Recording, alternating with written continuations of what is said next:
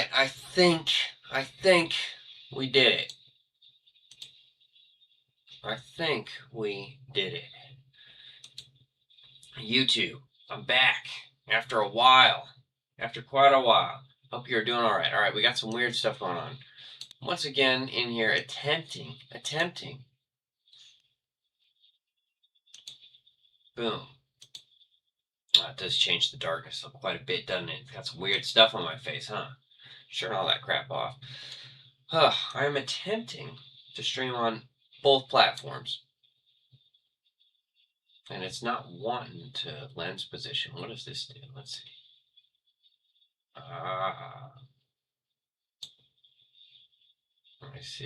I see. There we go. Okay. Oh, what's up, you guys? Hopefully, some people are in here. I'm checking to make sure that this is all right, but welcome in. I'm trying to stream to both TikTok and YouTube at the same time. 2 birds, 1 stone type of deal. But I am back from what you could call break, Christmas, whatever you want to call it.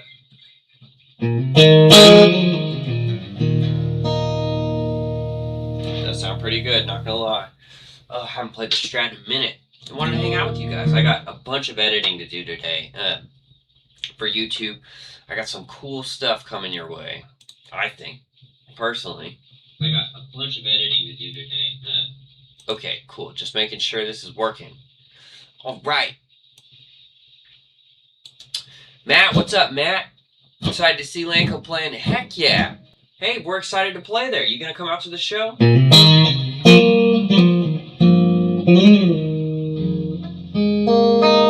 Man, I've been working on that.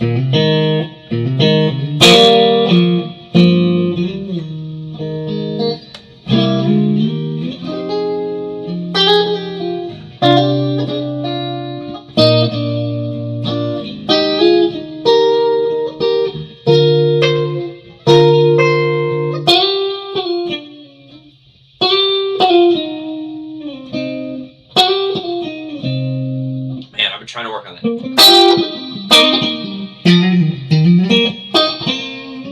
Man, it does sound good though, doesn't it?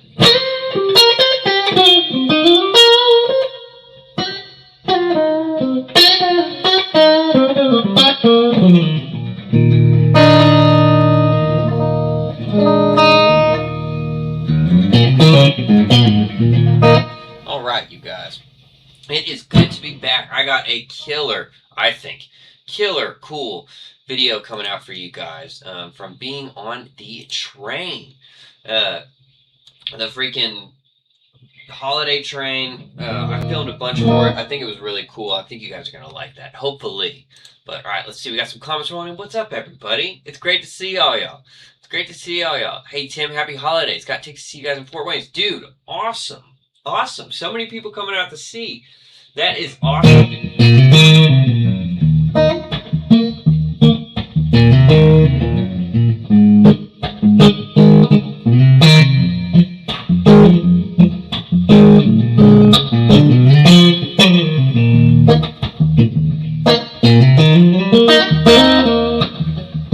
Happy holidays, everybody.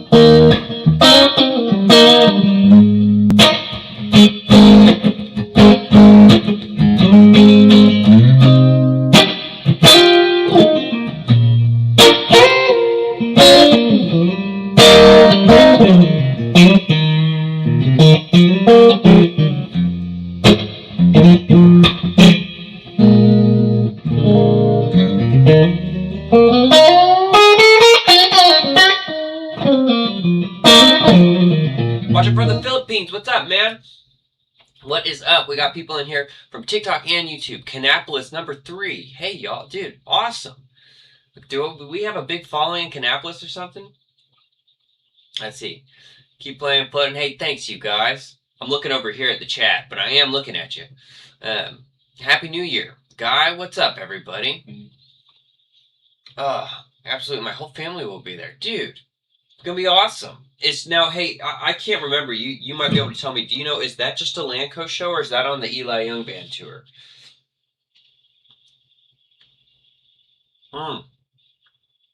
I got one of those heated mugs for Christmas from my sister. This thing is awesome, dude. Awesome. Jaeger, what's up, man? Oh, dude, I got the...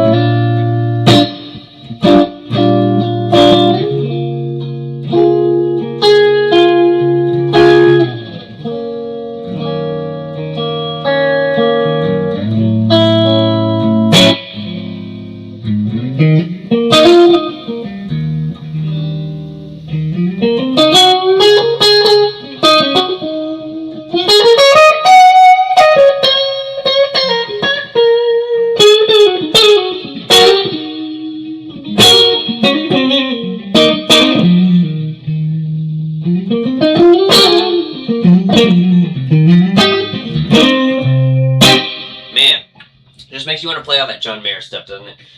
Stevie Ray Vaughan, John Mayer, it's all kind of the same. Okay, everybody, look, it looks like the stream is working, which is awesome. Got you guys in here. I'm dual streaming, and we got people from TikTok and YouTube. What's up, everybody?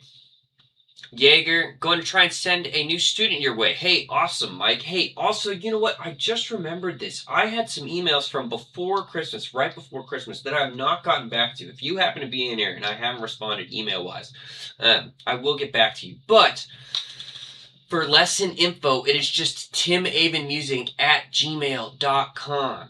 And you know what? Honestly, with this stream software, I think I could probably overlay that text somewhere. Let's see. I don't really know Thunderstruck. Isn't Thunderstruck the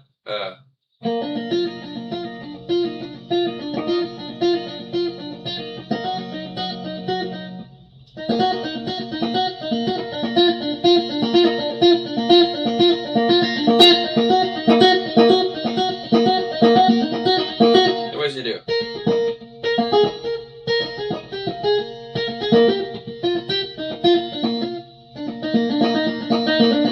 I think that's it. So if we did this and I like turned on all the extra toys, so it was more like this.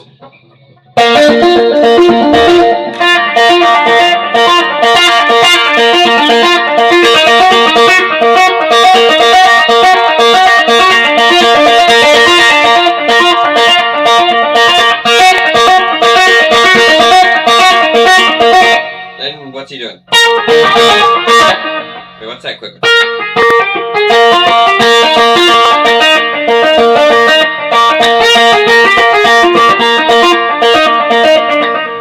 I think it's that. I don't know. Really loud tune. This guitar hasn't been touched in a few weeks. Hope everyone had a Merry Christmas. Yes, hey, what's up, everybody? Fort Wayne Guitar Exchange, awesome vibe. And okay, let me answer a couple. You guys gonna hit up Sweetwater? Hey, Alex. Yes, I am. In fact, you know what? A big mistake right now. I just have like anybody can get like I guess like a little Sweetwater rep if you're buying stuff, but I just made some friends over there, and I just got hooked up on the affiliate program, and I'm gonna do some videos literally just on the gear that I already own. Put some affiliate links because on YouTube I actually had some people, just a couple people buy stuff from the links. And to be honest, right, like that's the easiest way for me to make some money off of being like, hey, let me do reviews, talk about the stuff that I'm using. I'm not really, right now at least, thinking about like getting any new stuff specifically for reviews. That might be cool. But if I'm doing review kind of stuff on YouTube, I just right now want to review the stuff that like I use. It's battle tested. I use it. Not like, oh, I got this product and I'm going to talk about it, you know? Like some of these pedals on my board I've had for more than a decade. Some of them are brand new though, like the Wampler stuff, you know? Let's turn that down a little bit. Ah, it doesn't sound good, does it? This guitar has a little bit of an intonation thing going on right now. Yeah, I gotta set the intonation on this. This ain't gonna work for some of that stuff. Let's go. I think I pulled the DGT out. I didn't pull the DGT out. Here, we'll just jam on not that type of stuff for a second. Then we're gonna get the DGT out. Merry Christmas, everybody. I think you plucks each note.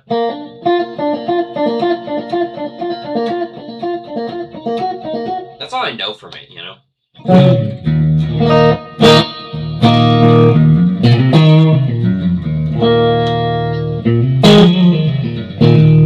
Love doing that stuff with this Strat.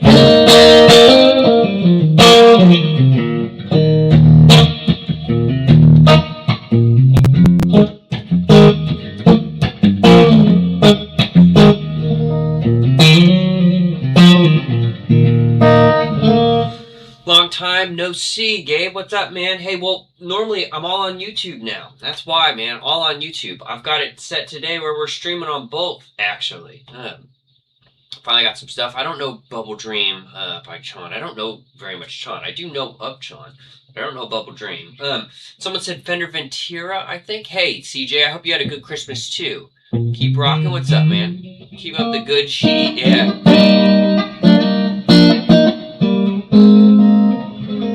Thinking about buying a Strat, American Pro GT11. What do you think about it? I'm assuming you meant Strat, not Strap when you say that, right? I don't know the American Pro GT11. This is a 2003 American Deluxe Strat in what they call Tobacco Sunburst.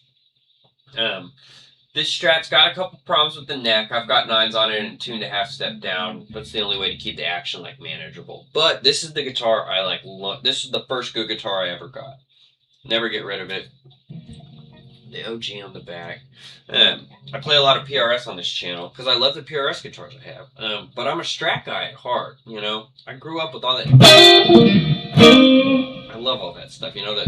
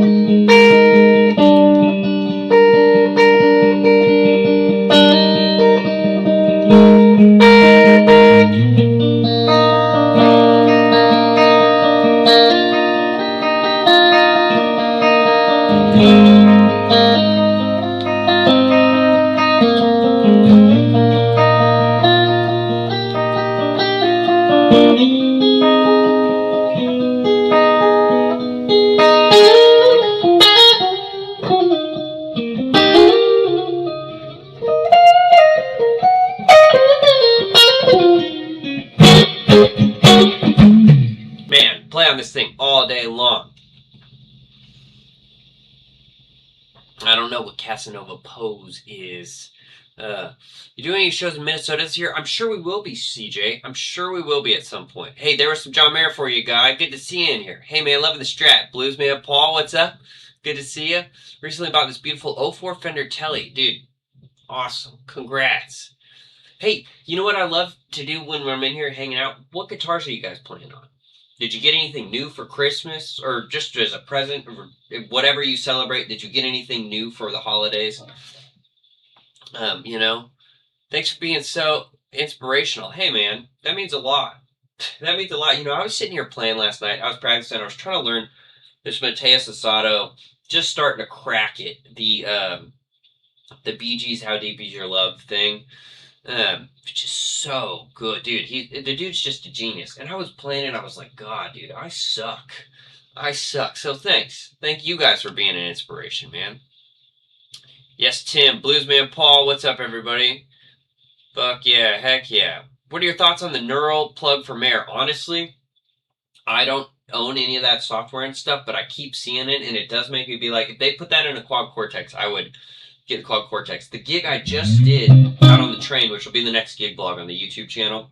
I gotta edit a bunch of that today, but I had to go direct that whole time. We couldn't use amps. I was playing on a train, and the train door would come down, and there's people where the train stopped. It was crazy. You'll see the gig blog. It's the most unique gig I've ever played. It was up in Canada. The coldest gigs I've ever played. I have a video on my YouTube that's like the coldest gig I ever played, and it was 18 degrees Fahrenheit. During it, dude, that was nothing compared to these. I'm dressed in full ski clothes with this. Full everything, as cold as it can be. Cut off finger gloves. We were playing with wind chill. We were playing gigs that were in -20 and -30 with the wind chill. But I'd wake up and it's like, oh, it's -6 outside. Cool. I mean, it's just unbelievable up in Canada. I thought I knew cold. I I didn't. We played 28 shows on that train. It's really cool, and I think you guys will dig this gig vlog. I got a lot of good footage. Some cool stuff, fun stuff.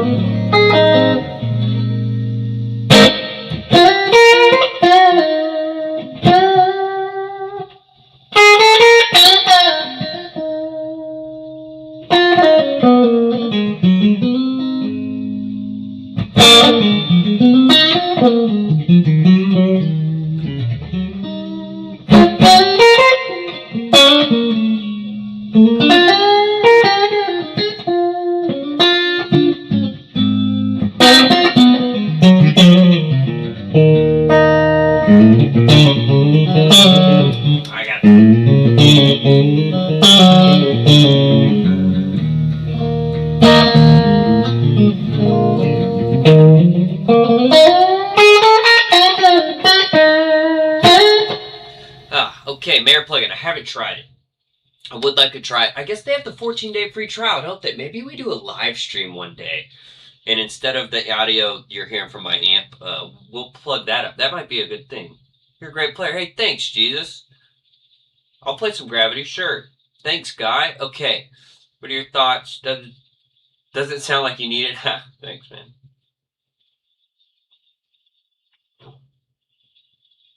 Can you take a week or two off without practicing, or do you always play? You know, I think since I've been playing, when I picked it up at 15, I don't think it's ever been 2 weeks. I had a couple trips when I was a kid where, like, I went overseas with my family or something, and there was no guitar, and it was a week long.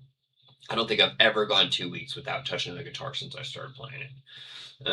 And most of the time, it's every day. Now, look, guys, I also do this for a job. You know, that's how I make my money. You know, the YouTube's becoming more, and TikTok, but it's becoming more and more a part of that business, especially the lessons, which, shout out, if you're interested in lessons, timavenmusic@gmail.com. It's the same as my username, just gmail.com. I do Zoom lessons. I got a good setup. Just did a great lesson yesterday with this kid named Alex. Great guitar player. And the dude's like 16, and he's awesome. But any level, whatever you want to talk about. But yeah, I'm always playing. Even now, that doesn't mean I'm always practicing. I'm always playing. When I'm sitting on here, you guys are mostly watching me play, just noodle, riff on stuff. Not a lot of practice. Like last night, I turned on that Mateus Sato thing, and I was really sitting there, like slowly being like, okay, let's try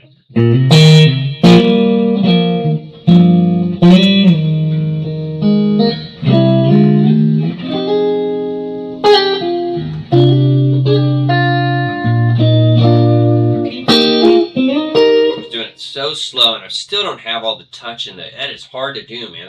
And he's doing it a lot quicker. 3, 4, 1, 2, 3.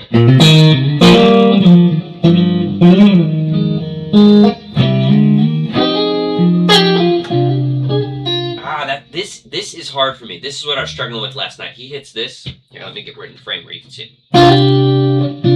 Now I've played this chord a lot, but I'm not normally hammering on my pinky and then this while keeping that ring. I was sitting last night for like an hour in here at like 1 in the morning working on it. That's hard. That is hard.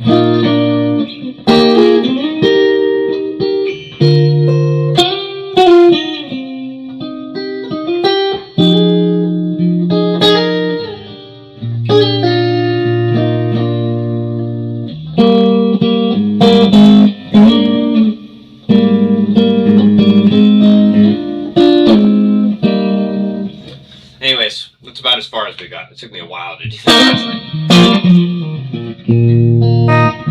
Oh, I'm way behind on the comments, you guys. I'm so sorry about this. Oh my gosh. Hey, bunch of people hanging though. Let me see. I'm going to get down to your guys' comments, I promise. I've been playing in SG for 35 years and I'm going to go for Strat. Dude, having both. What's wrong with having both, man? SRB signature and the John Mayer signature over the pier. Hey, nothing wrong with that. DGT and an 80s 335. Dude, yes. Okay, I'm glad I asked everybody this. I got a DGT, which we're going to pull out next. I love DGT. What part of Nashville you lived in? Just moved here? Right on, dude. I'm over towards the east. Towards the east. Fender, what part of Nashville are you in? I recommend the plugin. It's incredible. That's what I keep hearing. We're an Eastman acoustic from... Okay, I'm working through these comments, you guys. Hey, great. We got so many people hanging out. Hope travels as well as cold weather. Happy New Year. Hey, thanks, man. Happy New Year to you too, Kevin. On an Eastman acoustic from Jeremy at Sweetwater. It's awesome. My latest is a 2020 limited edition PRS CE22. Dude, I also have a CE sitting over here that I love.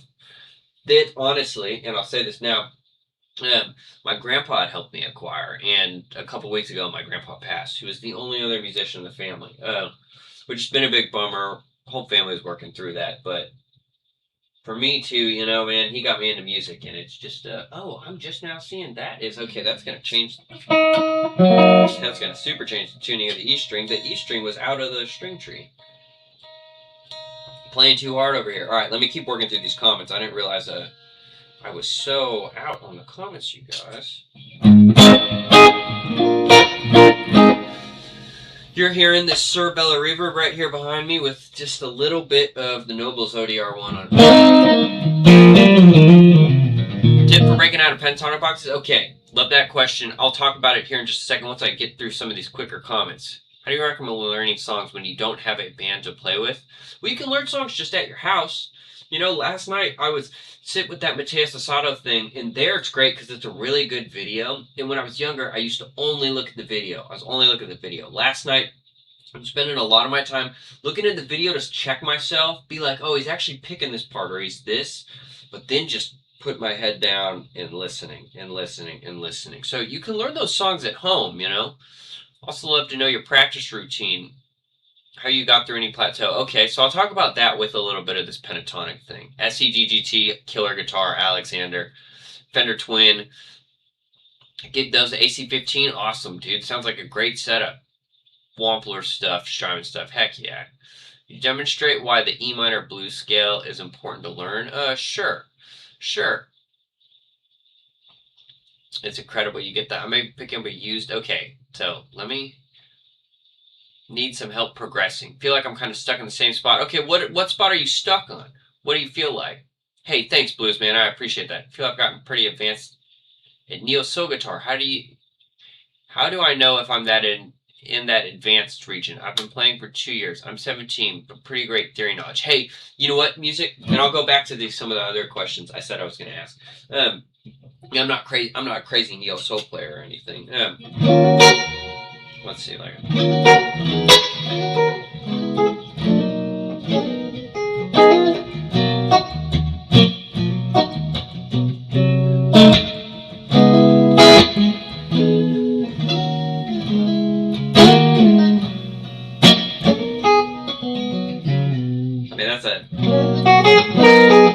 This is what I was going to say. Musician, you're only 17. Don't worry about it. Don't even think about it, brother. Don't put, or sister, whatever. Don't put any labels on it. Doesn't matter. Doesn't matter. To be honest, once you're at that advanced point, you're not going to be asking yourself if you're advanced. Just keep playing. Keep trucking. Doesn't matter what category. There's no real category, you know. But anybody could define advanced as. Some people would say, okay, you have to be able to do certain techniques that are real fast picking to be advanced. Then I'm not advanced. I mean, you know, so don't feel too bad about putting a label on where you're at, right? Just keep playing. Just keep playing. Okay, someone talked about wanting to break out of the pentatonic stuff. You know, off the bat, and let's do this. We can do this. Someone asked about the E minor blues scale. I mean, it's just the blues scale. If you're doing that, you know, and those are those great notes up here too.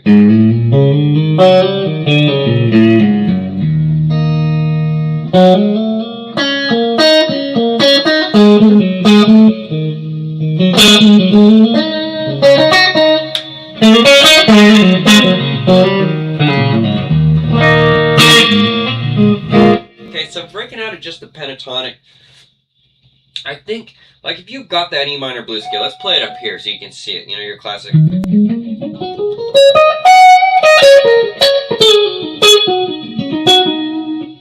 I think you should be able to recognize the relative major and minor. So when we're emphasizing this E note here, right, it's E minor. Now if we come up and we emphasize the 1, which is already in it, you play the same exact shape. Shape doesn't change, right? So I went E to E. Now if we start on our pinky, that's a G, and we go G to G, play the same shape. Now I'm in G major. So it depends on what note I'm emphasizing there off the bat. And having that knowledge is really helpful, because if we're playing an E minor, I'm going to... Right? I'm hitting that E.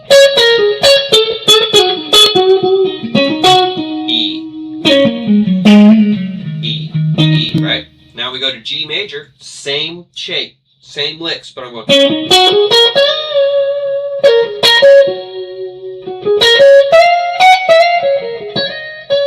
Now I added one extra note in there, and that's what I was going to say. If you know your pentatonic, why don't we start and add the 2 notes you're missing? You're just missing, here's normal, let's play it from the G to G.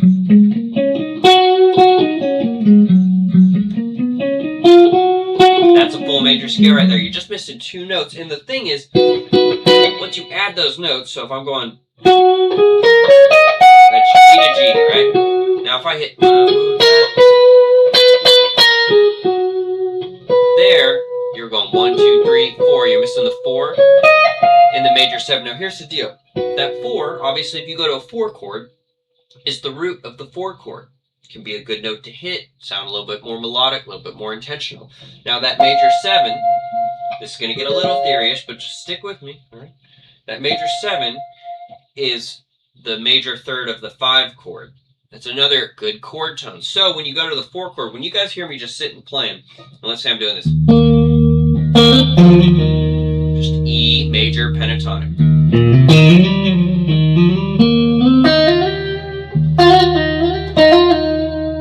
Let's say I want to go to the 4 chord. If I just have E major pentatonic, I don't have the 4 note there, which is an A. It's not in it. I just got... So a lot of people, if you just know the E major pentatonic, you go to the 4 chord and you're just going to play another lick.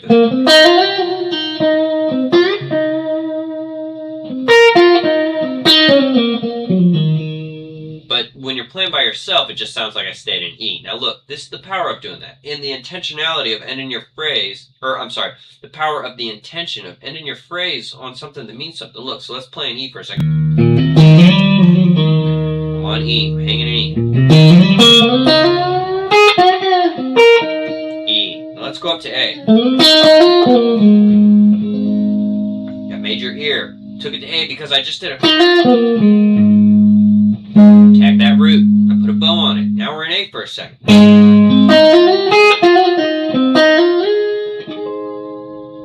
Now watch.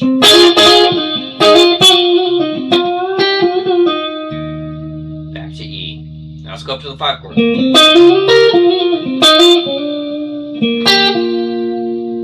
Right? Back to A. Back to E. So just adding those 2 notes, if I'm here up here playing and I go, whoops, sorry. Let's go to, okay, E major. Z major pentatonic, now E major scale. So I'd start with one position you're real familiar with, probably that one. Add those 2 notes you're missing, and then try and make it sound like you're changing the chords just while you're hanging out. No backing track, no nothing. You can start with a backing track and say, I'm going to hit the root. I'm going to land on the root when it comes around. But if I'm just...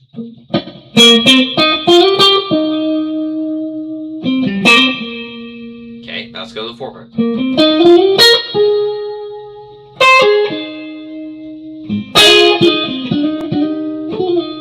Back to 1. Let's go up to the 5.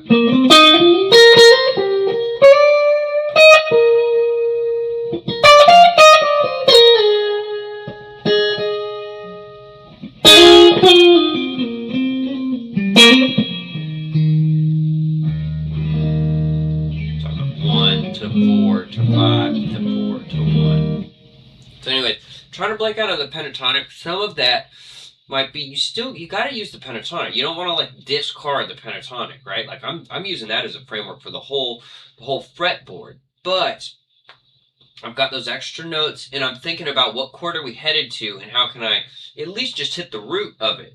You know, maybe you don't always want to do that. Sometimes in the blues, it just wants you to rip E minor pentatonic, and that's okay.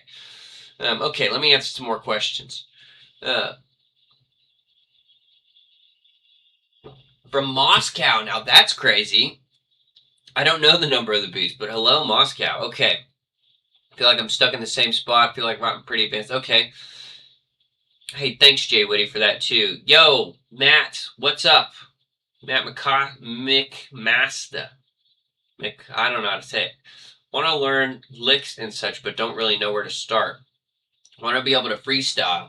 I think that just takes sitting and learning some licks, man. Find 4 seconds of a lick you like in something, and just try and learn that. And pick something obtainable. You know, if you pick Through the Fire and Flames, you're probably not going to get it that quick. I can't get it. You know, I mean, pick something you think that you like, that you want to emulate in your playing, and learn 3 seconds of it.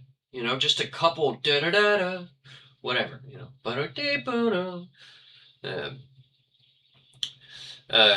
Let's see. Try to explain the modes when you can do that. You are advanced in my book. Well, I guess what helps get out of the pentatonic scale is just see the pentatonic shape of the skeleton. Hey, so the major minor scale. That part, totally agree with. Totally agree with. I think mode-wise, I'm not thinking that same way a lot. And you can sit and say, okay, look, here's the diatonic modes. We play in E. Let's play an E here, and you go E to E is Ionian, right? Now if you go, but notice this, I don't even know, F sharp to F sharp, same shape though, same shape, so we got, now we go F sharp to F sharp, I got,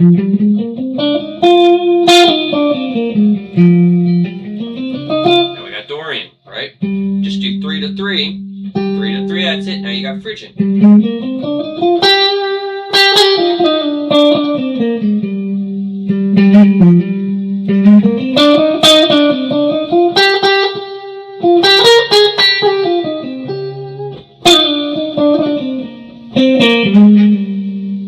4 to 4, yeah, which is pretty.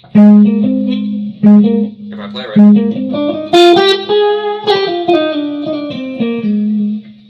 You know, and I guess guess knowing some of those, like here's mode-wise, the most I'm thinking of most of the time, a little bit of that Lydian, I guess, but it's the dominant 7 stuff where I'm saying, okay, I've got. But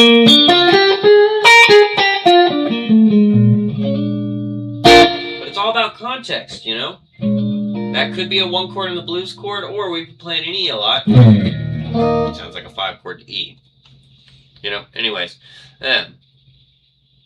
What helps get out of the blues? I can move between major and minor well like you're showing, but how do you break out of this? Tell me what you mean. Break out of which part, blues man? Break out of the major to minor?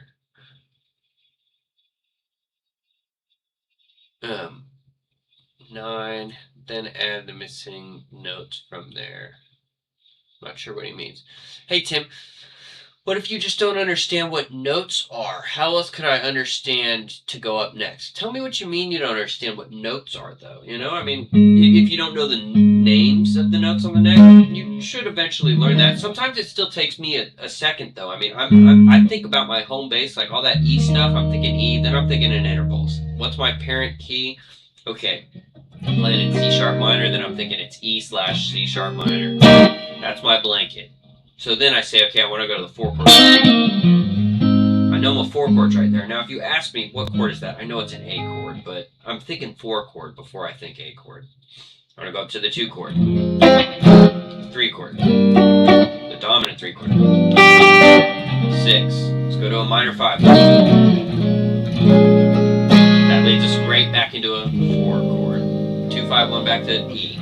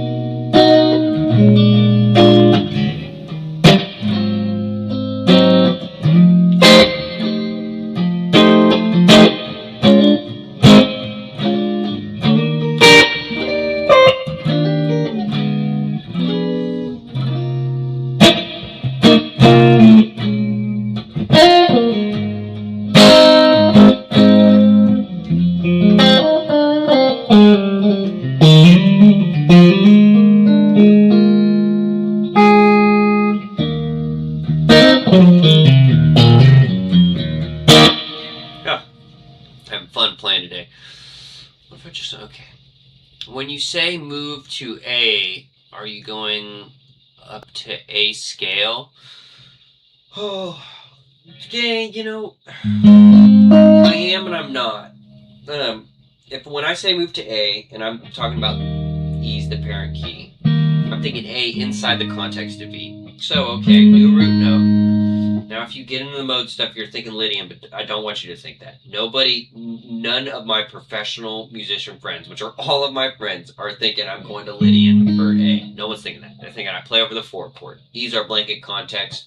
If you play A, the 4 chord, in E major as the blanket context, you do get that natural, like, raised 4th.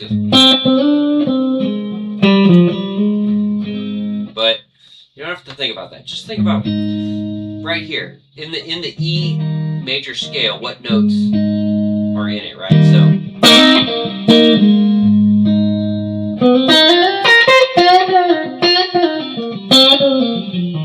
and here we're just talking hard so far about, we haven't talked at all about like mixing major and minor.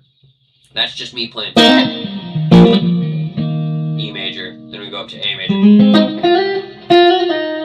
You know, but you could mix major and minor for both of those. If I was doing a more blues thing,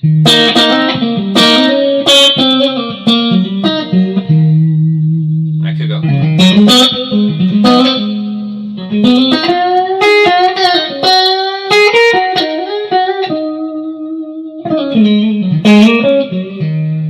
And I could do this, check it out.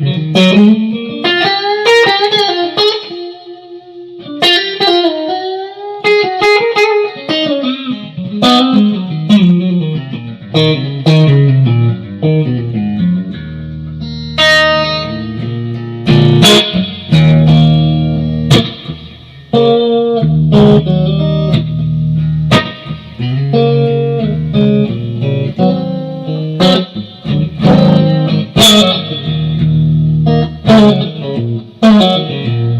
that little stopping.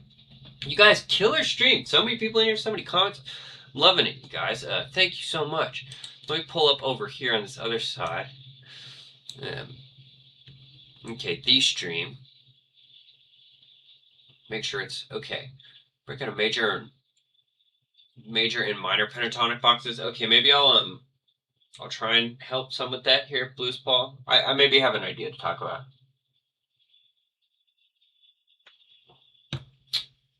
Great scale, by the way. Pentatonic was very natural. The others are learning process. Absolutely, that's normal. I'm using the pentatonic to navigate all this stuff, you guys. I'm just adding in some extra stuff and then some intentionality of saying, okay, I'm going to the 4 chord.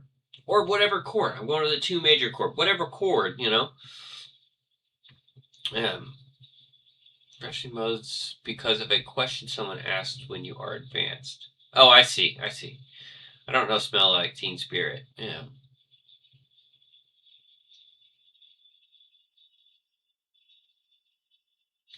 I mean, Smells Like Teen Spirit. All I know is, isn't this it? God, see, when I'm playing the other stuff, this isn't crazy out of tune, but it is a little out of tune. Let's switch and have some fun. You guys want to see some guitars? Some other guitars I got, huh?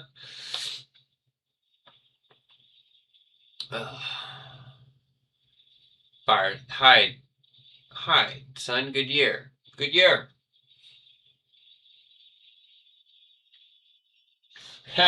Teen Spirit.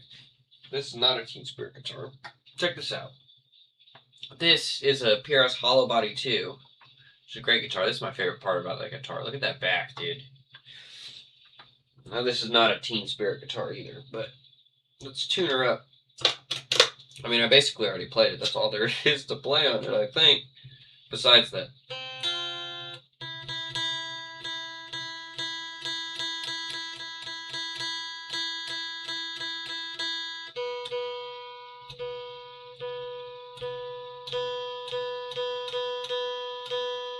Hey, it's great being back, you guys. Had a little bit of a break. Dude, I have so much content coming for you guys. I just ordered a new set of microphones. The YouTube stuff is going to be a lot heavier hitting this year. When I say heavier hitting, I mean I'm going to be putting out a lot more stuff, a lot more content. You know, I'm really trying to take that to the next level. I got some really cool stuff, I think, planned for you guys. Some cool reward review stuff, I think. Like I said, I just got hooked up with the affiliate links with Sweetwater. We're going to be getting some of that in there. Turn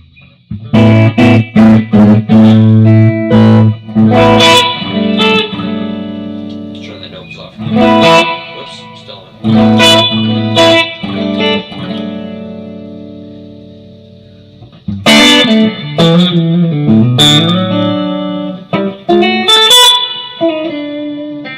Man, this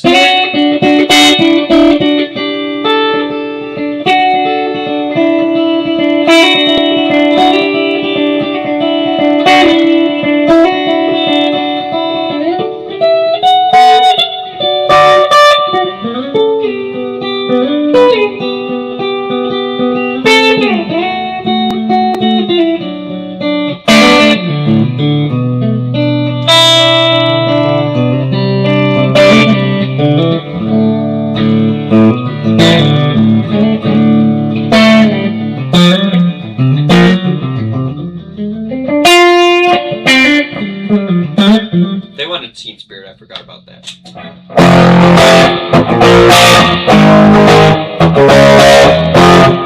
There it is. There it is. There it is.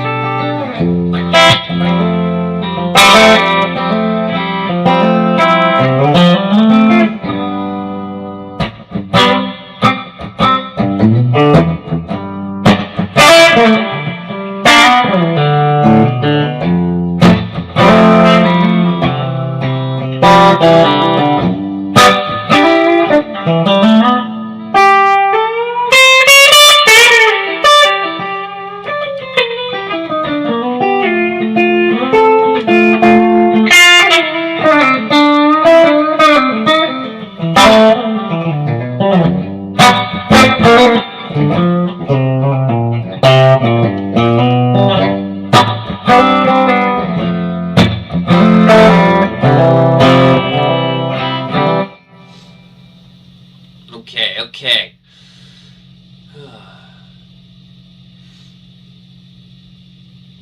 Hold on just a second, you guys. Let me block this guy. Oh, redacted. Great. Do we have one of the mods in here? Maybe not.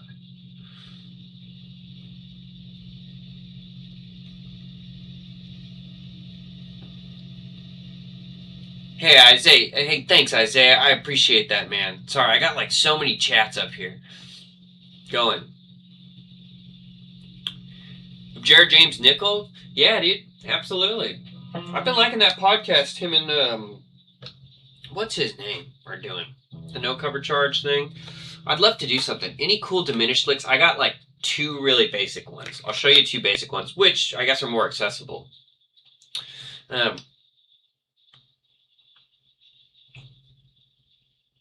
Nothing insane, but you can play them pretty slow. Okay, let's see. So, like, if I'm in the 4 chord, then we did that.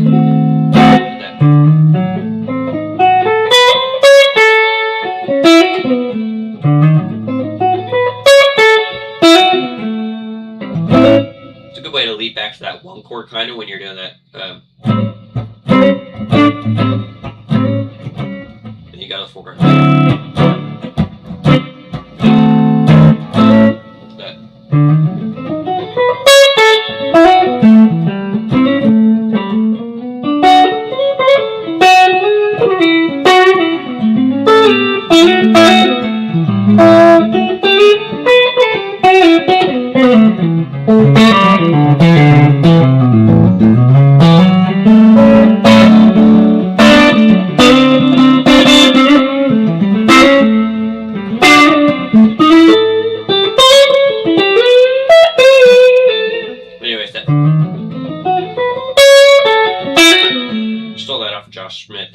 Quicker. It's hard. Another good one is doing this kind of.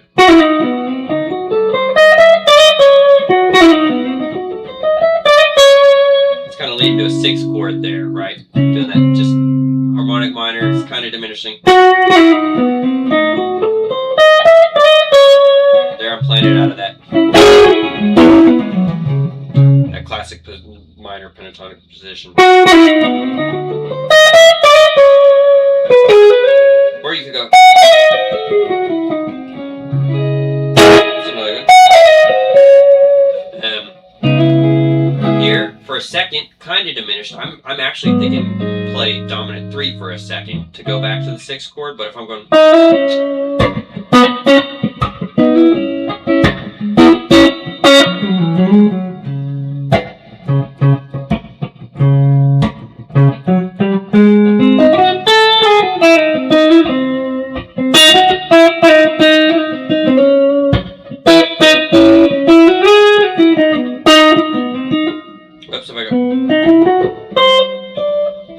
Missed it.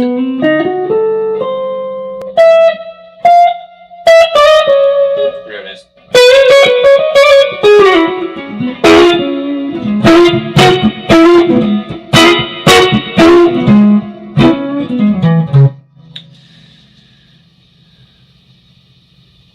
Any cool diminished licks? Tyler Larson, that's his name, you're right. Mod me if you like. Okay, guy. Although, you know what? On the streaming, let's see. On the streaming platform I'm on, I cannot do that on here. As far as I know, I'm on a multi-stream thing.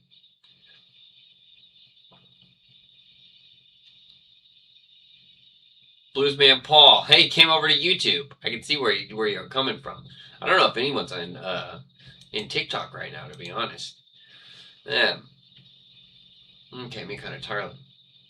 What's funny, I play a lot of blues, but my main genre I'm into is melodic metalcore. Interesting. That's cool. Heck yeah, man. Playing's playing. I don't play any of that. I don't care. That's awesome. I like it. See, these are the kicks I need to get out of those minor. The licks, you mean? Well, let's talk about the thinking behind it for a second. Maybe this helps, because it's licks, but like that thing if I'm playing over a 6 chord and it's... you know what? How's it go?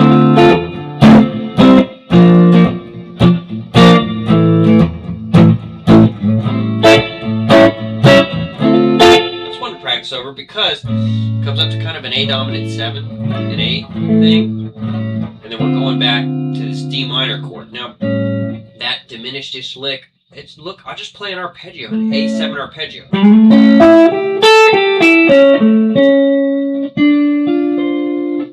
That major third of that A7 is what makes it feel like it wants to go back there. Normally in that progression, this would be a minor chord, right? But you got a dominant 3. So I'm thinking 5 of. So lick-wise, I'm thinking, okay, here I'm playing D minor.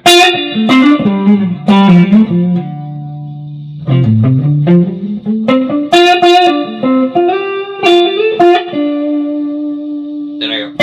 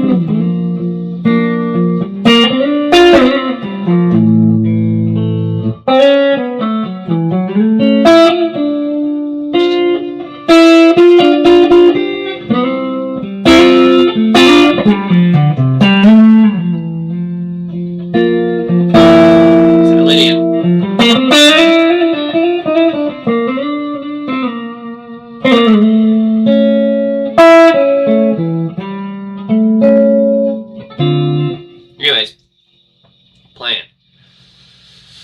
Just playing. Okay, we still got any people in here? Still got any people in here?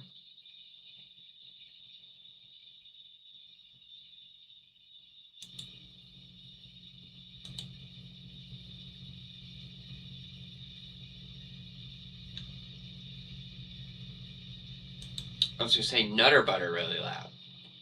I don't know. That feels like a trick.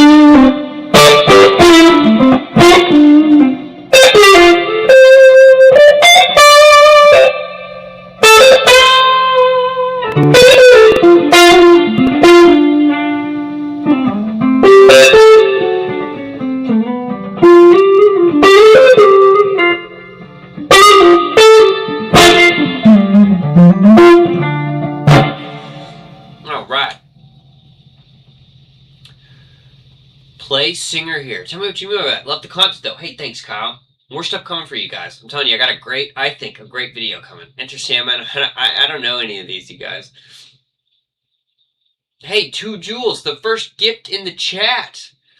Dominic, thank you. I appreciate the gifts and the tips and stuff, you guys. I really do. I never come on here, never asking for it.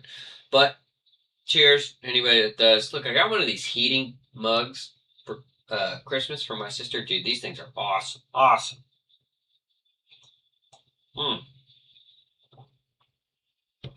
Never streaming in the coffee, still warm. I don't know any Metallica, man. Cool SRV licks? Okay. I love bending the Dorian note. Yeah, it's funny too there. I'm thinking, you're totally right. And he's talking about, like, if I'm in that kind of...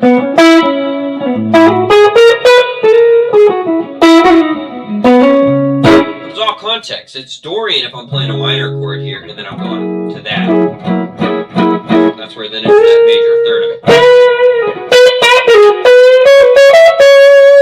Great lick though. But when I'm playing just out of the... I'm thinking actually major pentatonic. I'm thinking that's the 6. And then we got the flat 7 right above it. So most of the time, I'm not actually thinking Dorian unless I'm playing... If I'm playing this groove, I'm thinking Dorian.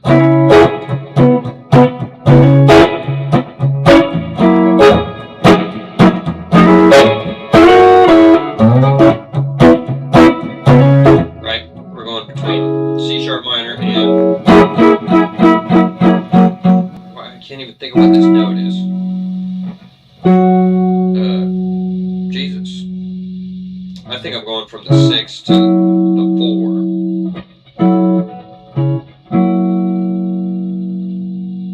Wow, the biggest brain fart I've had in forever.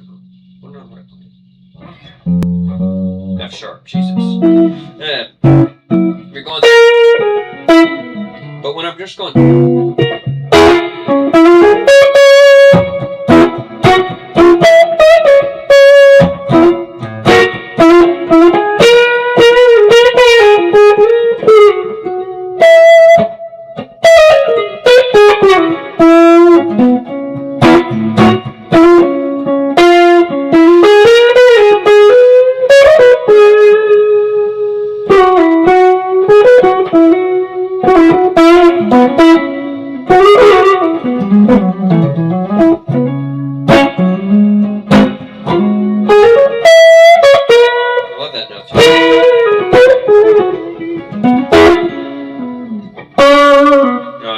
I went to E major now.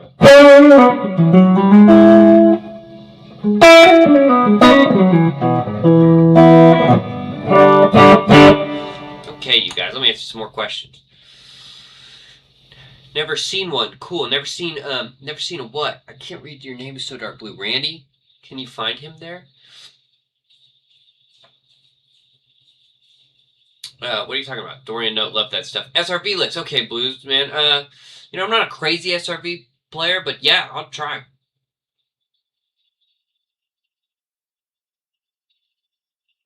Yes, sir. Yeah, dude. Stuff. Love the content. Hey, Kevin, thanks. Any tips for repeating double stop licks, country style, of course? Okay, Kevin. I don't have the country guitar out, but you can do it in any stuff. You know what? Kind of double stops, more like the 6 things. You know what I like a lot? So like the country and blues stuff's really similar. Look, if I'm up here on the neck pickup and I go, and I just pick all that, right? If I go, I start hybrid picking, flipping that back pickup, and I go, all of a sudden it's got a little more country flair in it.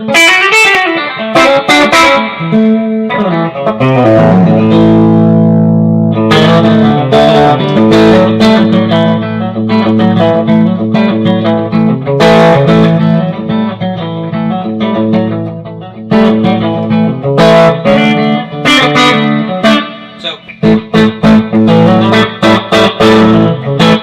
that's great stuff, just playing around in that A thing.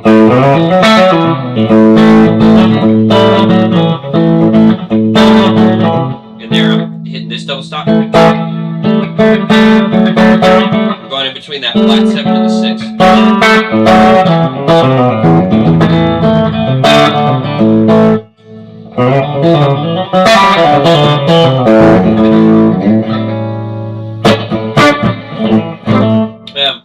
this is what I was going to say before, though. Country double stop stuff. These sixes. So, look, here, I'll give you guys a straight lesson right here. If you don't know these, I'm using this all day long, and I love it. This is how I think about it. We're doing A. We're in A major. I flip to that back pickup. I got my country hat on, right? So you can play the whole A major scale out of these little sixes. So, I've got major third on the bottom and the one on top. In just the pattern, I'm thinking this is staggered. Now, they're unison. Staggered, unison. See that? Separated by, they're in between, not on the same fret, on the same fret. And look, check this out. You can play the whole scale up that way. Now, you got to know, this correlates to major. This one's going to correlate to our minor chord.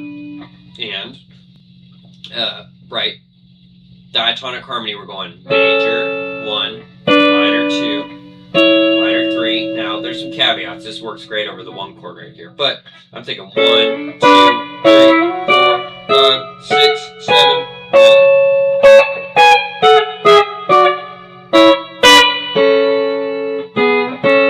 Now, way to country that up a little bit is instead of playing this, the natural 7, we're going to play the dominant 7. You know, and you get...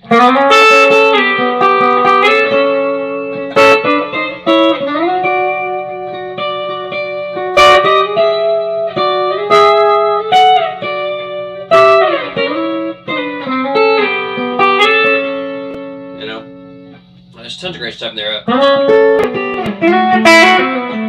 That's a great little country lick. Play it slow again. I'm doing that same, so look, this pattern. Same if we start right here on these 2 set of strings. Now I'm on the D and B string instead of the G and E string.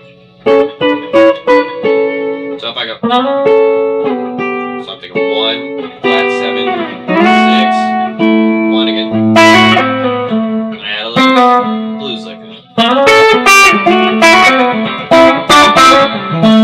A lot of that comes down to your picking, though. If I pick it and I'm on the neck pick, but I go, feels a little more blues. If all of a sudden I go, all of a sudden that's country, right?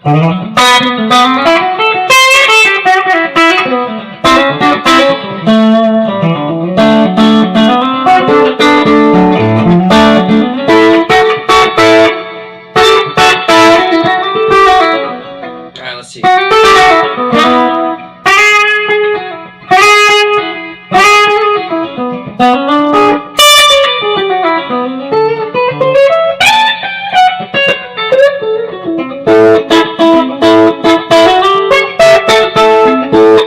Who knows?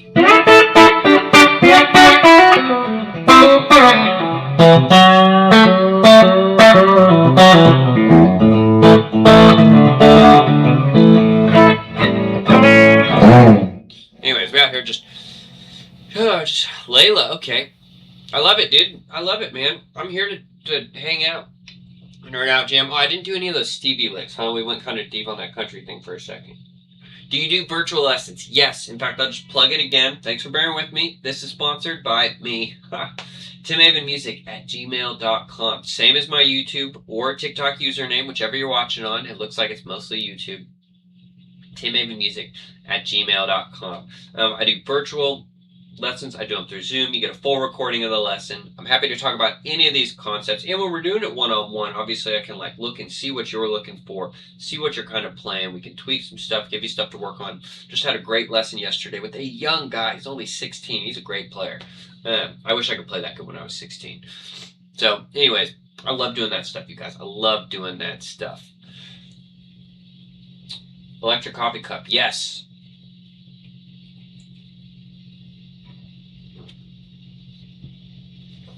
Hey, good question. Let's see. C.E. Vetty. What do you think of the Hollow Body 2? Pros and cons. Okay. So, this is what I'm going to say. I got some pros and cons. I play this guitar a lot. Now, I bought this as a utility thing. It's got the dual output jacks and a bunch of the stuff I was doing at the top of last year, or this year, 2025, with Lanco. I was running both output jacks. I was sending an acoustic line to front of house through one, and then the electric line. And I was playing them, switching between the two. playing them simultaneously. Really cool. Now that's a niche thing, and I needed to cover acoustic parts in the live show, and I wanted that ability to sound a little more authentic. I could have just done electric for them, but this gave me the ability to both. Now, before I got this is a core hollow body too. So right off the bat, the con for this guitar is going to be this is expensive. This is the most expensive instrument I own.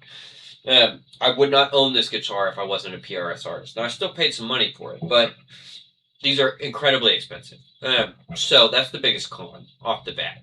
Now, there's an SE version of these. I haven't played the brand. They like updated the SE version. But as far as lots of the SE stuff is almost the exact same as the core stuff and just slightly different. These are a little different.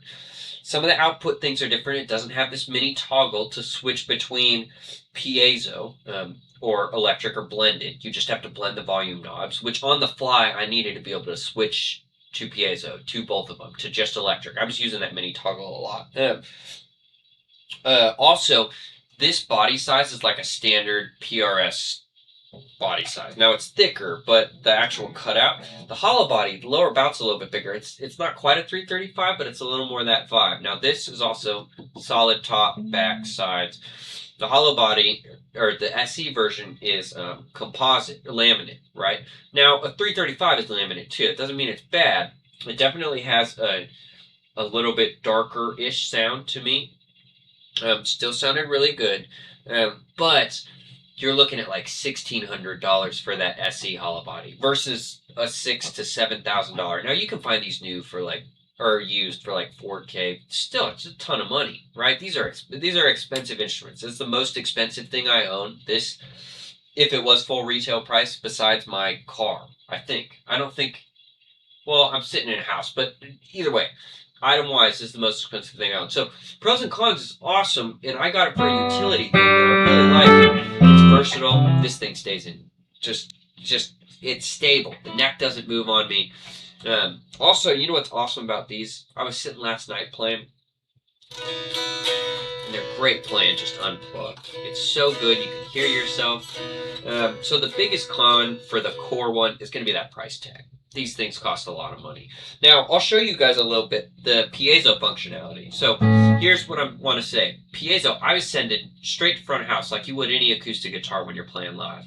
Here, the piezo, I just have my amp, so it's going to come through the amp. Now, the amp makes it not sound as acoustic as it does when it's just going to front house. So keep that in mind. Now, here's, excuse me, just electric. Let's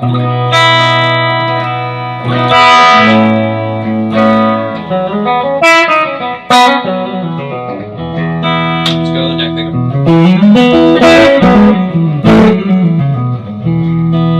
There's piezo.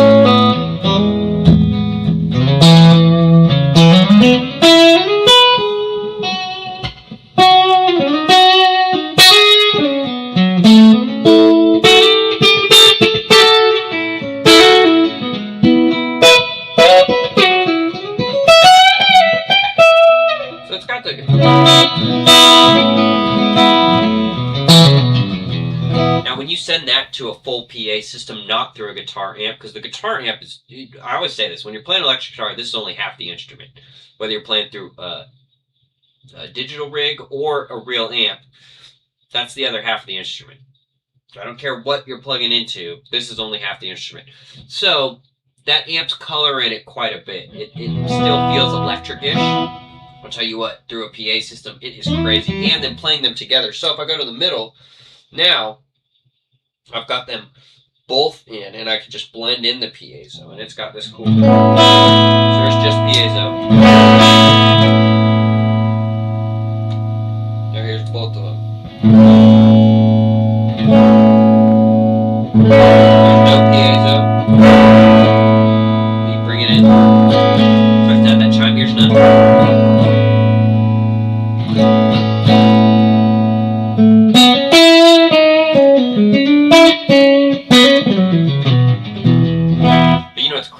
having a bulk running, and on the electric guitar side, I've got drive on, and it's going, and I was using it for things like this, where I'm doing big chord chunks, and I'm going, and this would be drive. Need tune up, but anyways, it's great. So there's my full rundown. Hollow Body 2. If you're thinking about getting one, obviously the probably initial route to go is thinking about the SE one, unless you just, I don't know how else to say it, you just have a lot of money. Like I said, I've been a PRS artist now for a little more than 2 years, and I still paid some money for this, but you know, I did not pay that sticker price. This also was used, very lightly used, but technically used. This isn't the color I would have picked either, but I'm starting to like it. This is never the color that I would have picked, but now that I have it, I'm like, this is kind of cool, something different. I like a lot of the more sunbursty, not the blackish, but this has been cool. Anyways, okay, you guys, I am way behind on the comments, so let's get over here and answer some more comments for you guys.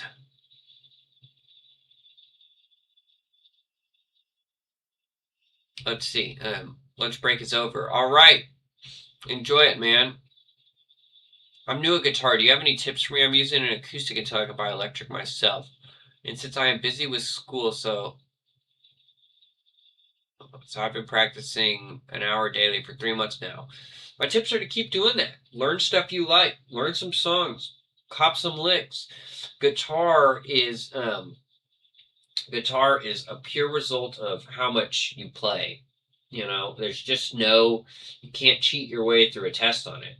It's just not possible. You know, so, you know, everyone's trying to show you a shortcut and stuff online. Now, there's more efficient ways to learn some stuff, maybe, right? So you can up your efficiency on how quickly you're taking in information and potentially the right information. Look, if you're in month 3 and you're getting lost in the modes and trying to figure some stuff out, that shit doesn't matter.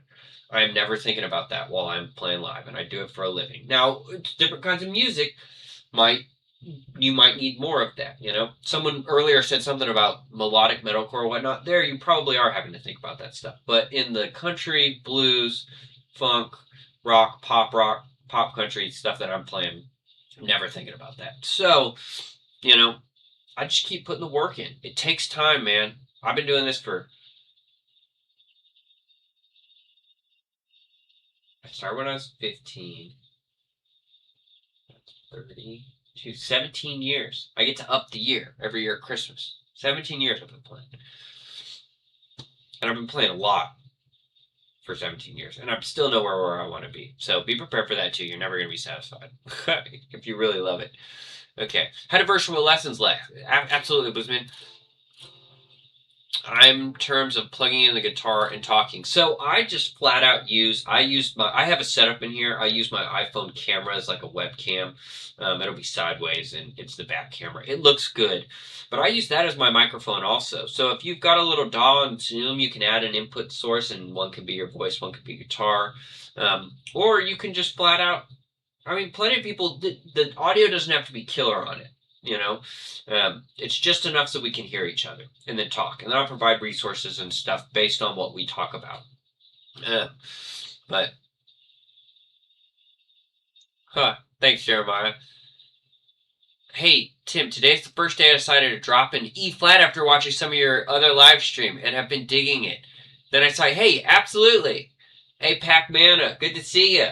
E-flat's fun, man. I don't know how long you've been in here. At the beginning of the stream, I was playing the old Strat that lives in E-flat that I really liked. Sir, may I DM you, by the way? I've been practicing myself for 3 months now, and yeah, I think I compress faster with a teacher. 14, so I don't have time for that. I'm happy to teach anybody. You have to email me. There's no DM on YouTube. But email me at timavenmusic@gmail.com. I knew it was a good one the second I scrolled to you now. I have a 10 top. Hey, that's awesome. 10 top 594. They're best quality crafted guitars. Jeremiah, I agree, man. And I'm a Strat guy through and through. Still. But the PRS, I really like them, man. I really like them, you know, and I had a CE and now getting to have some of the even more higher end ones. Mainly, the higher end ones I have is this and the DGT. They're just built really well. Some people don't vibe with them. That's cool, but you know, I've yet to be booed off stage or not get paid for my gig because I'm playing PRS. So I really like them. Do people strum electric guitars, and why does my strumming suck? People do strum electric guitars. Here's what I'd venture to guess. We haven't done a lesson together, so I don't know this for sure. Here's my guess. Might be hitting it a little hard. Might be a little heavy-handed. On the electric, you don't have to be crazy heavy-handed. Here's another thing, too. Look, if I'm really strumming electric, my volume is probably not going to be at 10. Probably not. You know, if I'm in here going,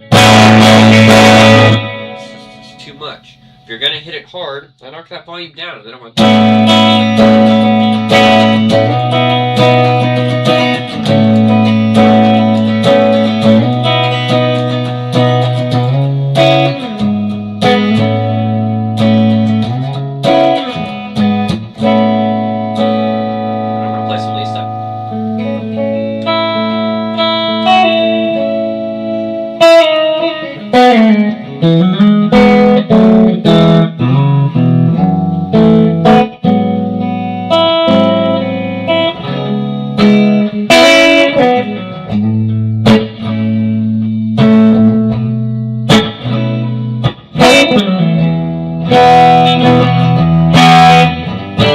great practice is having actually your volume up and then trying to strum and control it with your right hand.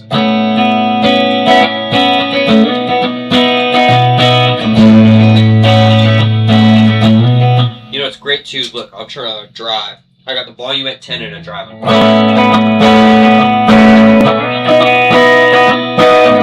And actually, that's a little louder, but it could be. I had no dynamic. That's what it sounds like. But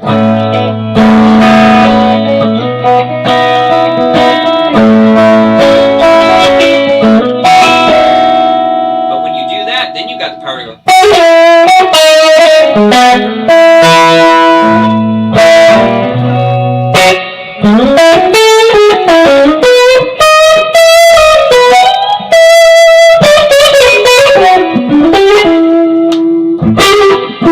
Let's go.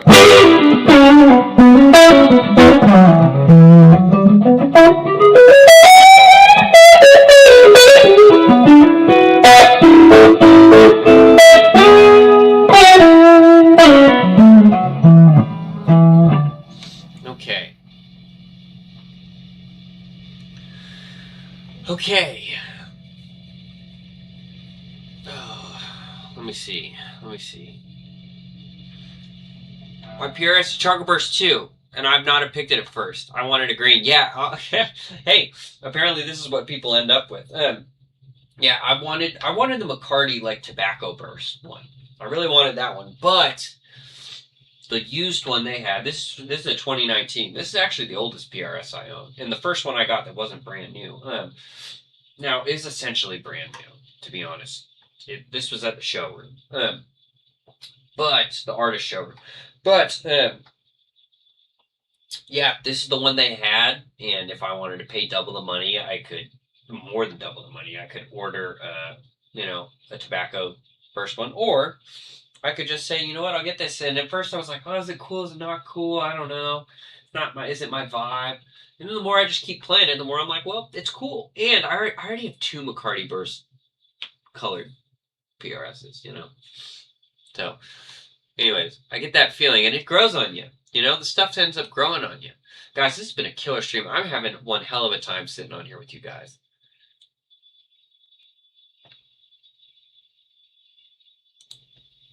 Oh, I'm seeing on YouTube. I was freezing for a second. Been playing for over 30 years. 40 years. I tell new starters to always learn something new that you didn't know before you picked up the guitar that day. Yeah, absolutely. Completely agree. Completely agree. Let me get a little closer. Y'all can see me better. That light behind me is pretty, but I like this angle, you know? I know the light behind me is intense. One question. I really don't see the point of memorizing the minor integral numbers instead of knowing just major numbers and thinking in minor.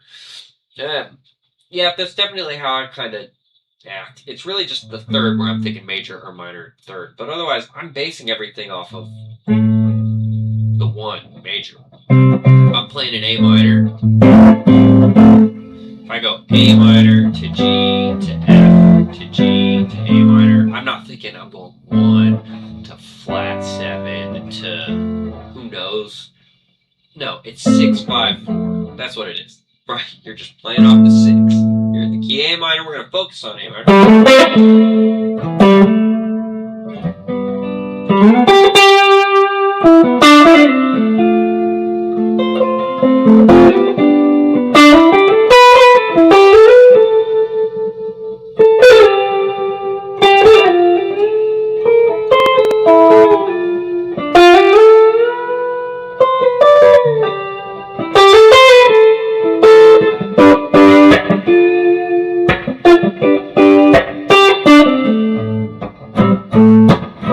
I screwed up that rhythm a little bit.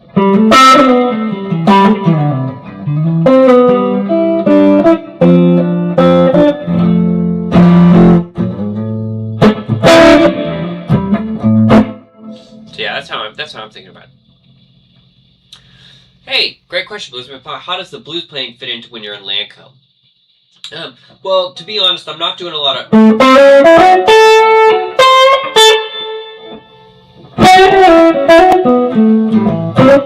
But we have some songs and stuff where it does fit in. There's a big jam in Troublemaker that's just like E minor pentatonic, honestly.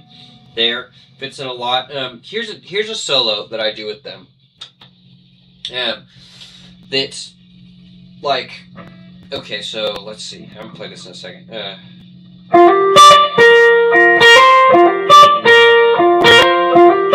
So let's see. That's the vibe, and then the chorus is kind of.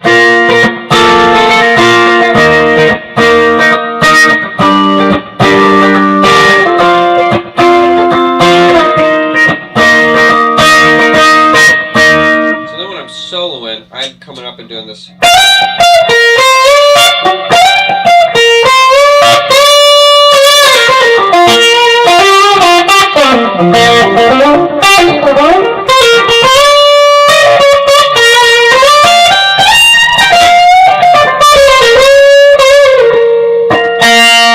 So that's a solo, right?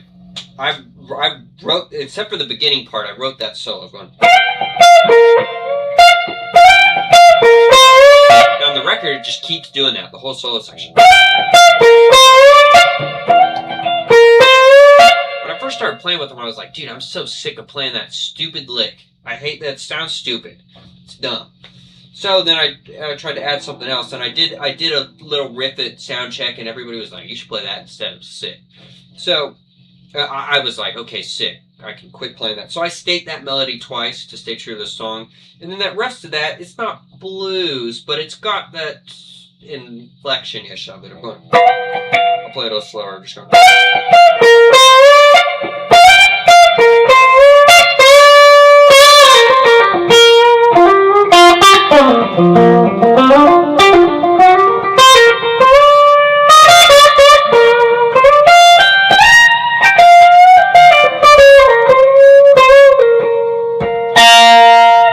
So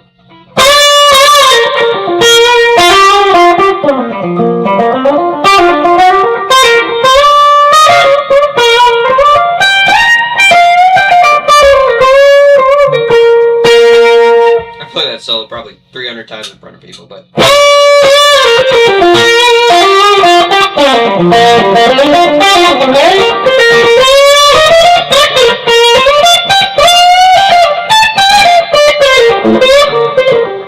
let's try and change it up. Normally I have to lay on it too, so I'm going. And the top of the song is. Of course, I'm doing it.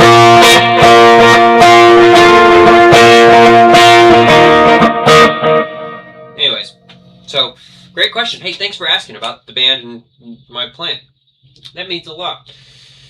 How loud do you set your guitar in your in-ears, and how is it in the front of house mix, or louder than the other instruments? Well, front of house mix, I'm not set. The front of house mix is going to make it set where it is. Now, Look, I'm playing where we travel with the front of house guy. He knows our set and stuff. Most of the time when you're playing in clubs, that's not the case. So that's a huge benefit of an amp. You know, if I'm going direct in right now, I know that that front of house guy is going to make sure I'm heard. If I'm playing a solo, it's not just going to look like I'm playing something. You kind of hear something. He's going to make it heard. If you're not in that position, which most of the time you're not, right? That's what sucks about going direct in. If you've got in-ears in and you're direct in, and you don't, that front of house guy is out smoking a cigarette. You know, I've seen a lot of friends that can really rip that are playing just downtown at Broadway, and the front of house guy's nowhere to be found, and they're taking solos, and it's like, it looks like he's ripping. I think he's killing it. Heck yeah, man. I can't hear anything you're playing. I hear some noise. You know, it's the benefit of an amp in those situations. Because then the key is, with the amp, I'm so used to playing an amp, so I know that. I'm mixing it to where it's at. I'm turning that volume knob down when I'm playing in the chorus or the verse, you know. If I'm playing some licks in the verse, my volume's not quite as high. I'm not hitting it so hard. Then I go to the solo and I kick on both things, and then we're going, you know, whatever thing, you know.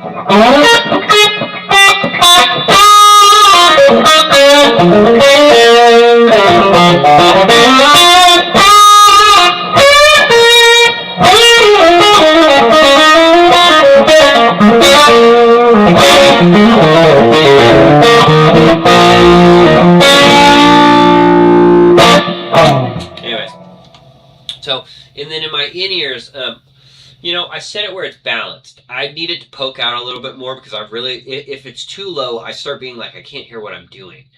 So I want it to poke out more, but I used to set it too hot, and all I was hearing was guitar, and then I can't hear what Jared's doing or what other people are doing. So you got to have it balanced, you know. About your lessons, may I assume it's not a weekly commitment? Just when I feel like doing one?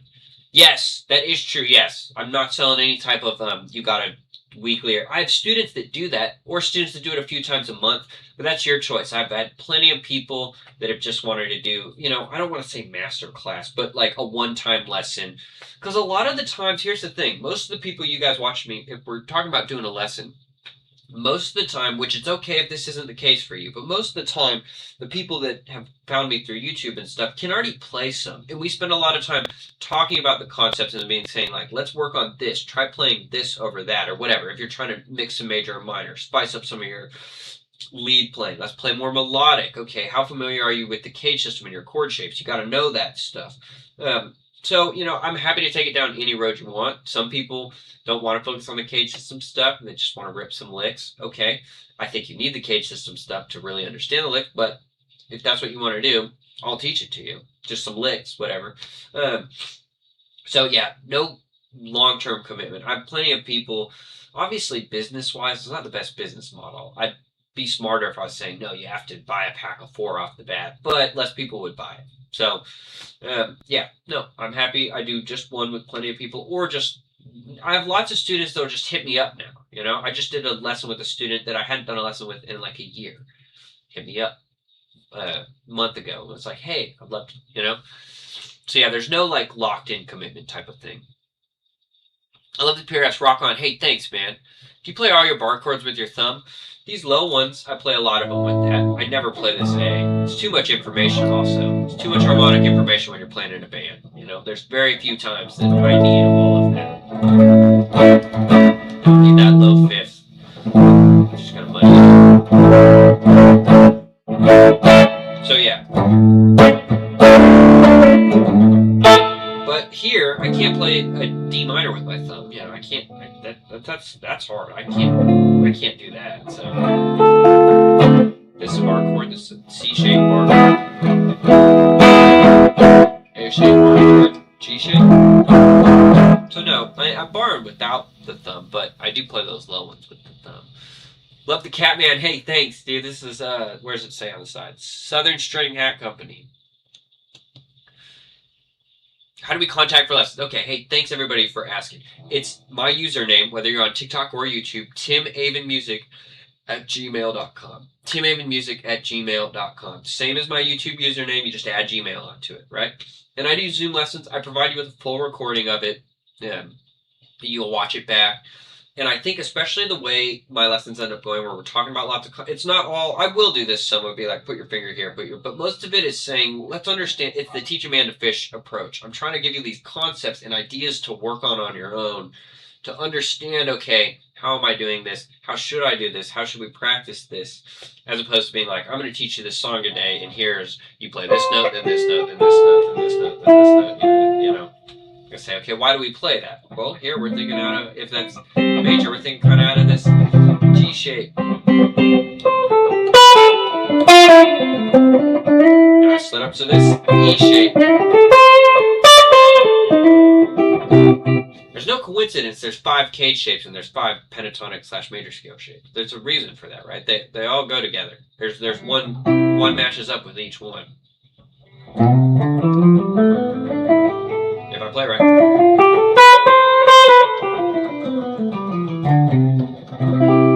E shaped. And we play that E major pentatonic.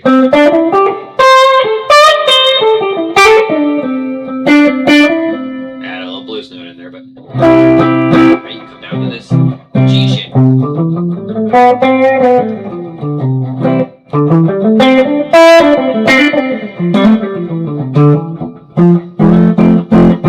Hey, dude, the first tip in the chat from APAC Mana. Dude, Happy New Year. Thanks, man.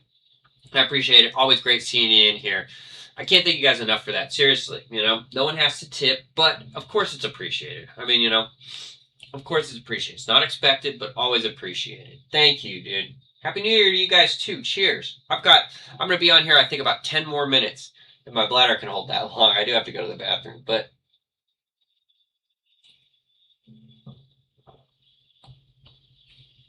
have contact. Can you play Hotel California? I actually don't know, like, the Hotel California solo. I'm a pretty bad request guitar player, to be honest. What tones are you using? Sounds like something John Mayer would use. I've got the Tumnus on right now. It's like a Wampler Klon kind of vibe. And then I'm playing through this Sir Bella Reverb amp, which is maybe it's a Fender style. 6L6, 44 watts, that type of vibe. I'm on the middle 2 pickups, and then I'm just playing a lot of John Mayer style. Like, you might play that a little cleaner.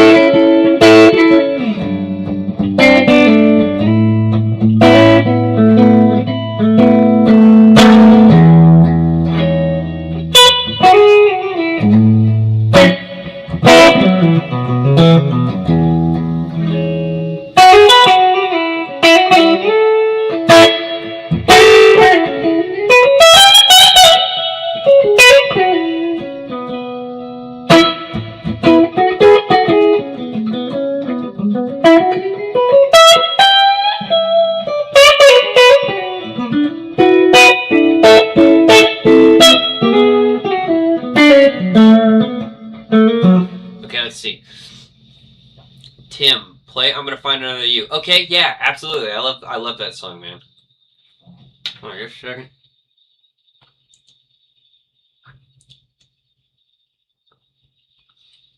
Happy New Year! Happy New Year! It's because PRS low turn pickups sound very Strat-like. It's my only gripe about them. I wish they were more like Gibsons.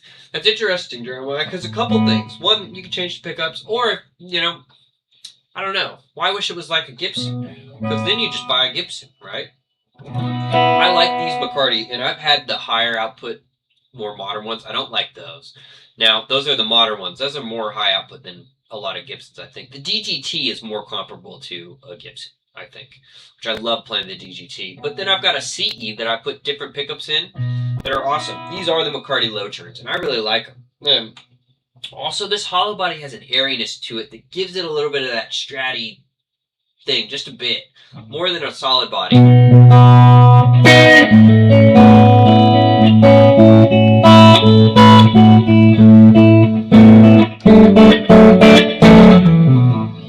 said, I'm not a singer, man. Let's try. Oh God, I don't sing at all. It's really over.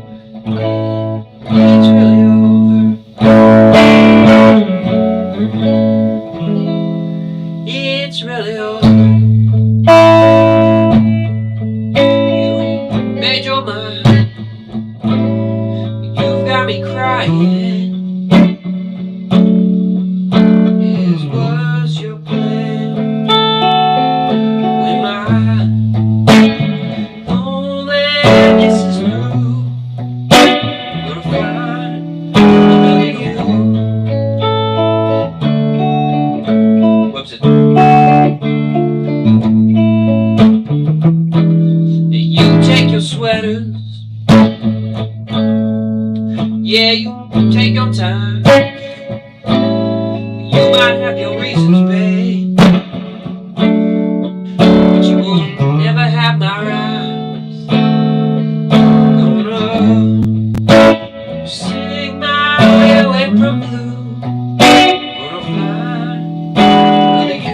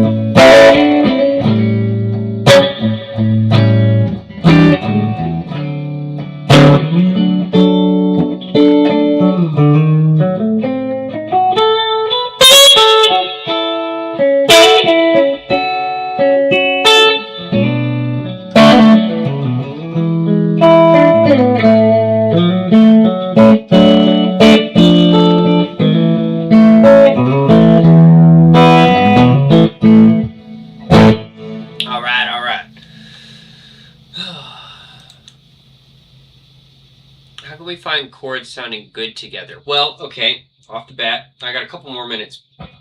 I would, thanks for the request, Scott. I appreciate you guys, seriously. Off the bat, find chords that sound good together. You just got to commit this to memory. I'd look up the harmonized major scale. And that just, here's what you need to know to do that. You just need to be able to play a major scale shape anywhere, but you need to be able to go in any shape. Just look it up. But then you can count. So I say, okay, this is an E note. 1, 2, 3, 4, 5, 6, 7, 1. Okay, so 1, 2. There's a pattern. 1 is major, 2 is minor, 3 is minor, 4 is major, 5 is major, 6 is minor, 7's half diminished. Don't worry about that. Back to 1 is major. So if I say, okay, 1, 2, so 1's going to be major in this context. Okay, we play E. Now say I want to play the 2 chord. Okay, I memorized my pattern and 2's minor, but what chord is the 2? So you play your E major scale and you count 1, 2. Okay, what note did I land on? That's an F sharp. Okay, so the 2 chord is an F sharp minor. That's let's say I want to go 1, 2 to 5. So I go 1, 2, 3, 4, 5. Okay, so 1 major, 1, 2 minor. Now 5 we said is major. 1, 2, 3, 4, 5. What note did I land on? Okay, it's a B. I'm gonna go up to B. That progression would sound like.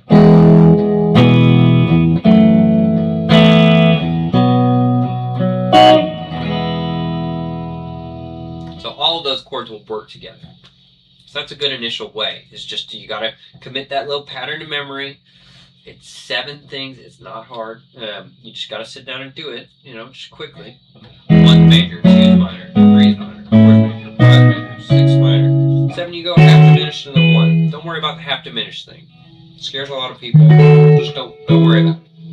You're not gonna use that when you're at the point of asking them. So I would look into some stuff like that, to be honest. Because I have too many strats. The Gibson I was looking at brand new, very poor build quality for being. I agree. Sometimes I pick them up and I feel the same. Sometimes I pick them up and I feel the exact same. I don't know Riviera Paradise actually.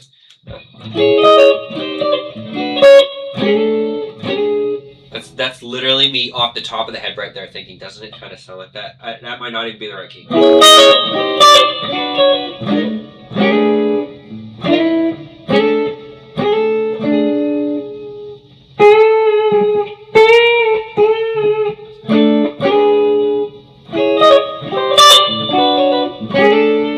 I know that's not the chord. Then he hits a weird.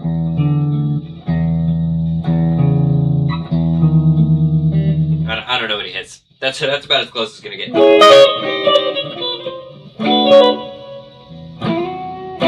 I don't know. Tim, some live and die by the metronome. What's your thoughts? When and where? I should practice with the metronome more. Sometimes I do. To end this, I'll show you guys what I kind of do with the metronome. A lot of times I just groove with it. Now, I don't know if that's good or bad. Okay, Spark 2 audio. Let me look up a metronome. Look, you're not going to get any worse by playing with metronome. All right, it's just set at 92. Let's see what happens. Oh, whoops. Start.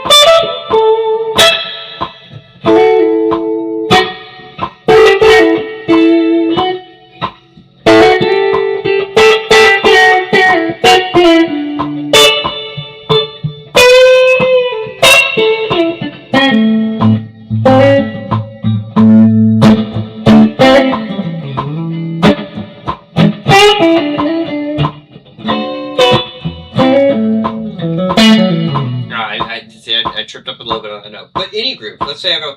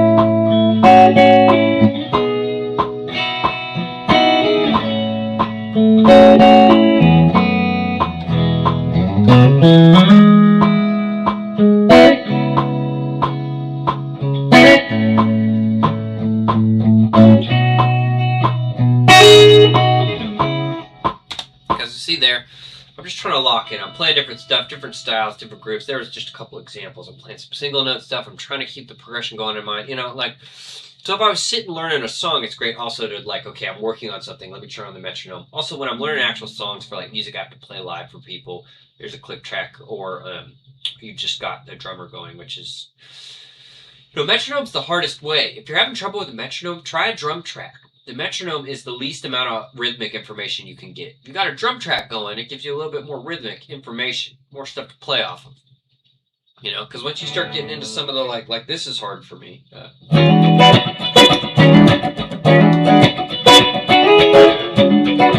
3, 4, 1, 2, 3, 4, 1, 2, 3. Okay, it came out to 92 too. Let me turn it up. I can really lock in. 2, 3.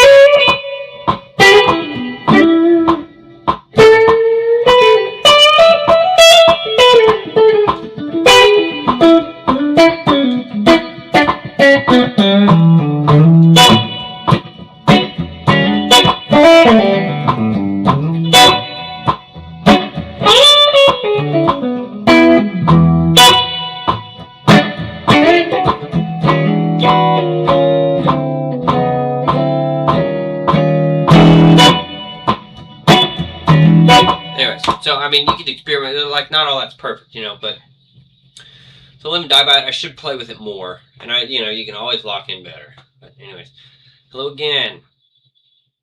I've been studying and playing with the circle of fifths, and it's opening up new chords. That's awesome. That's awesome. Nice hat. Hey, thank you. Thank you. All right, you guys. After almost 2 hours on live stream, I am going to hop off. I got to let the dog out and do some stuff. But you guys, what a killer stream today. I had a great time doing this with you guys. Look, if you're interested in lessons, timavenmusic@gmail.com. It's just my username. Add on Gmail. I do virtual lessons. You get a full recording of the lesson. There's no commitment to take a bunch of them. And yeah, I got to get my day going. I got to work on editing a video for you guys. So be on the lookout for a new video coming up in the next couple days. Gonna be an awesome gig vlog. One of the coolest, most unique gigs I've ever played. Really cool. Playing on a train. So be on the lookout for that. You guys, absolutely awesome hanging out with you today. Absolutely awesome. So I hope everybody has had a good holiday. Continues to have it. And I think that's it. So until next time, you guys. Peace.